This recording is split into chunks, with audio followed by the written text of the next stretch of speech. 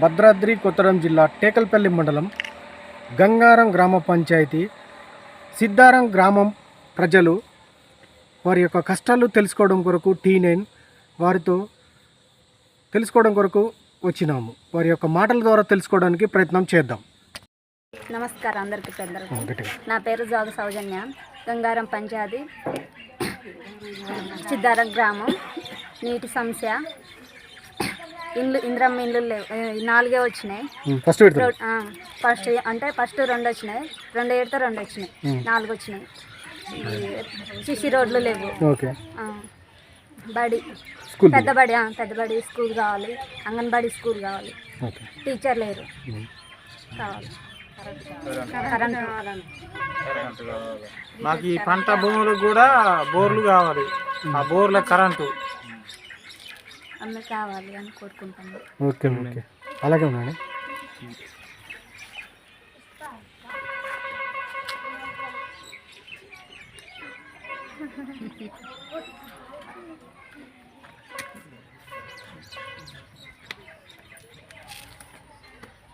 సరే. Welcome to T9 media. Bhadradri Kothagudem జిల్లా టేకల్పల్లి మండలం గంగారం గ్రామ పంచాయతీ సిద్ధారం గ్రామంలో ప్రజల యొక్క ఆవేదన తెలుసుకోవడం కొరకు T9 మీడియా ప్రజల వద్దకు రావడం జరిగినది. వారి మాటల ద్వారా తెలుసుకోవడానికి ప్రయత్నం చేద్దాం. నమస్తే సార్. ఏం పేరు సార్ మీ పేరు? ఈశ్వరయ్య. కొరస ఈశ్వరయ్య. ఇదే గ్రామం సార్ మీరు? ఇక్కడ ఎన్ని సంవత్సరాల బట్టి ఇక్కడ జీవనం కొనసాగుతుంది సార్? 50 సంవత్సరాలు బట్టి ఉంటుంది. 50 సంవత్సరాలు. ఎంతమంది కుటుంబాలు సార్? 45 అలా కూర్చోలేము. 10 మాకు 60 కుటుంబాలు. కొంచెం దగ్గరికి వస్తుంది గట్టే మాట్లాడు. 60 కుటుంబాలు. ఎన్ని 50 సంవత్సరాలు బట్టి 60 కుటుంబాలు జీవనం కొనసాగిస్తున్నారు. ఇక్కడ మీకు ఎటువంటి అవసరాలు ఉన్నాయన్నా?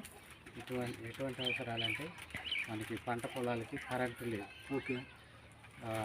పిల్లలు చదువుకోవడానికి స్కూల్ లేదు. అందులోటి ఇక్కడ మామూలుగా గ్రామాలలో కూడా సీసీ రోడ్లు కూడా ఒక 2 అయినాయి, కనుక 2, 3 ఉన్నాయి, 4 ఉన్నాయి పెట్టి. అంటే మొత్తం ఒక 2 సీసీ రోడ్లు ఈ గ్రామానికి మొత్తానికి ఉన్నాయి. ఇంకా 4 సీసీ రోడ్లు మీకు అవసరం పడుతుంది. పంట పొలాలకి కరెంటు లేదు. మీకు వర్షాలు పడితేనే మీ యొక్క పంట పొలాల రీత్యా పండితేనే మీకు ధాన్యం, మీ జీవనోపాధి. అంతేనా? అవును. లేకపోతే ఈ వర్షం రాకపోతే వర్షం రాకపోతే ఎండిపోతాయి. వెళ్ళిపోతాయి. కాబట్టి మాకు ఏమంటారంటే ఊళ్ళో కరెంట్ ఉన్నది, పొలాలకు కరెంటు కావాలని కోరుతాను. పొలాలకు కరెంటు కావాలని కోరుతున్నారు. పొలాల కరెంటు నిమిత్తం ఏ అధికారైనా కలిసినారా?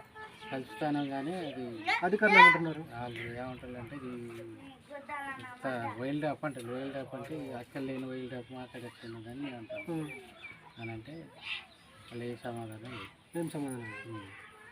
అసలు కరెంటు కోసం మీరు గ్రామ ప్రజలు మొత్తం దరఖాస్తు పెట్టినారా? పెట్టినాం. బోర్లు కూడా వేసినాం. బోర్లు కూడా వేసారు. మరి ఏ గారు ఏమంటున్నారు దానికి? ఏ గారు ఏమంటాడంటే ఫారెస్ట్ వాళ్ళు పర్మిషన్ ఇస్తే నేను వేస్తా అంటాడు.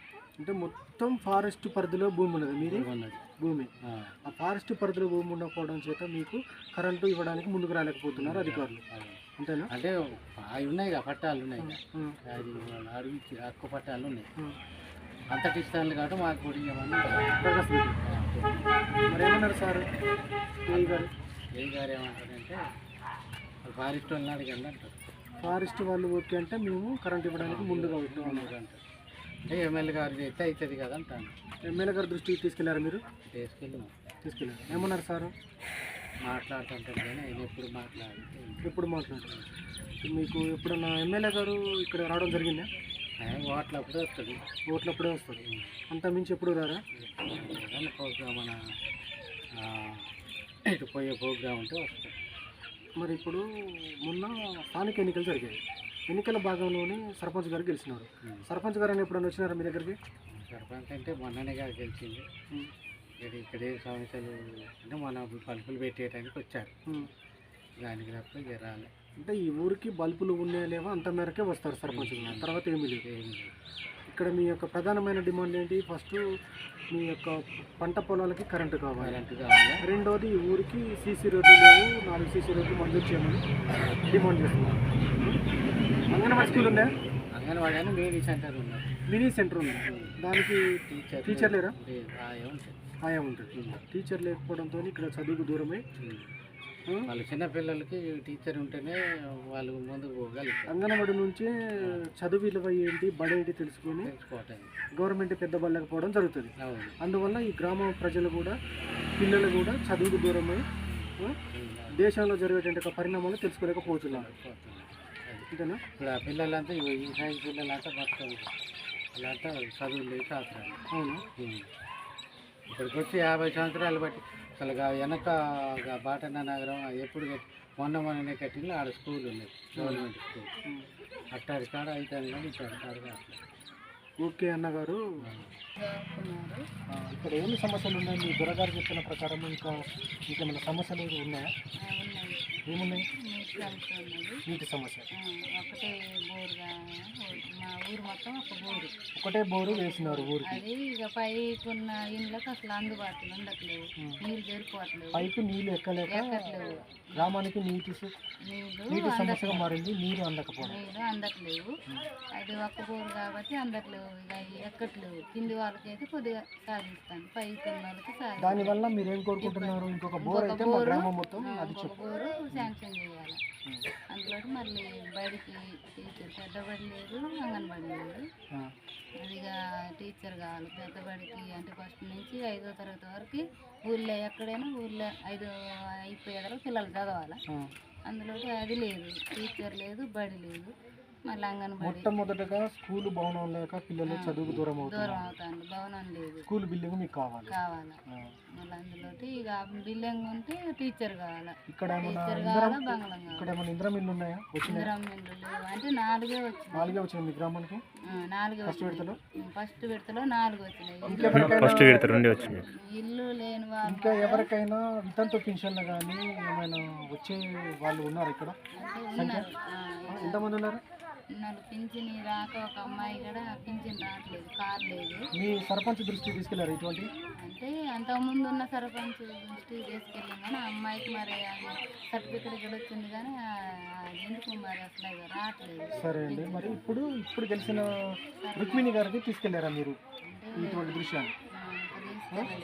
మొన్ననే సర్టిఫికెట్ వచ్చింది. అయితే ఇక వాళ్ళు వస్తే శాంక్షన్ అయితే దాన్ని తీసుకెళ్తే సరే అండి. మరి మీకు నీటి సమస్య ఇక్కడ ప్రధానంగా ఉన్నది.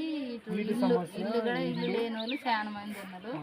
ఇక ఎట్లా ఇల్లు లేదు, ఏదంటే వసంతంగా కట్టించుకోవాలన్నా మాకు ఇక్కడ భూములు కూడా ఇప్పుడు తక్కువ కాబట్టి ఈ ఇల్లు వాళ్ళ స్థాయి వాళ్ళు కట్టుకోవడానికి కూడా చేత కాదు. మాకు ఇల్లులు వస్తే కొద్దిగా గవర్నమెంట్ ఇంకా కట్టిస్తే కొంచెం దాంట్లో ఉండటానికి కూడా అంటే పేదలు నేర్పాలి. సరే అమ్మా, మీ యొక్క పరిస్థితి మాకు క్షుణ్ణంగా వివరించినందుకు చాలా ధన్యవాదాలు మా టీం అందరికీ. ఓకే అండి, ఉంటామండి.